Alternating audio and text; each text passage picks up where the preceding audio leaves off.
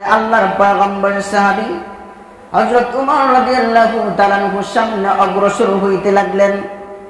এমন সময় তাকায়া দেখেন সামনে একটা ছাগলের পাল দেখা যায়। মনে হয় যেন এখানে কোন রাখাল পাওয়া যাবে, ওই রাখালের কাছে যদি পানির সন্ধান পাওয়া যায় তাহলে পান করা যাবে।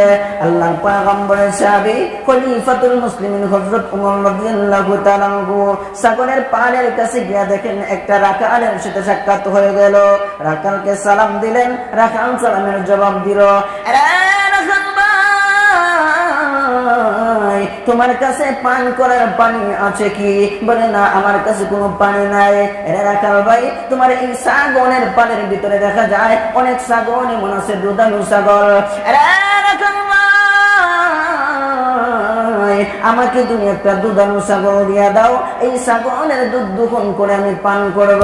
যেমনি ভাবে আমার তৃষ্ণা মিটবে, তেমনি ভাবে আমার ক্ষুধাও নিবারণ হবে। রাখাল জবাব দিয়ে, আল্লাহর গোলাম, এই ছাগল গুলার মালিক আমি না, এই ছাগল গুলার একজন মালিক আছে। আমি হইলাম সামান্যতম এই ছাগল গুলা দেখাশোনার দায়িত্ব আমার কাছে আমানত দিয়েছেন এই ছাগল গুলা, সুতরাং আমি বিনা অনুমতিতে আপনাকে দুধ পান করতে দিতে পারি না। বিনা অনুমতিতে আপনাকে দুধ পান করতে দিতে পারি না।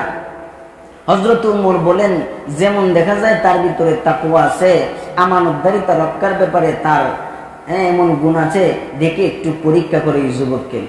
এবার যুবককে ডাক দিয়ে বলেন, যুবক, তোমার কাছে এই ছাগল গুলা আছে, তুমি এই ছাগল গুলা একটা দুধানু ছাগল আমার কাছে বিক্রি করে দাও। তুমি যদি বিক্রি করে দাও তাহলে কিছু তুমি টাকা পাইবে। বলে, আমি মালিকের কাছে ছাগল নিয়ে হাজির হইব। যখন মালিক গুনে গুনে ছাগল গুলা দেখবে, যখন একটা কম পাইবে ছাগল, তখন আমি কি জবাবদিহিতা করব? বলে, রে যুবক, তোমার মালিক যখন বলবে ছাগল একটা কম দেখা যায়, তুমি বলবে বাঘে এই তোমার পালের উপর আক্রমণ করেছিল, একটা ছাগল বাঘে নিয়ে গেছে। তোমার মালিকের কাছে যখন জবাবদিহিতা করবে, তোমার মালিক তোমাকে কিছুই বলবে না।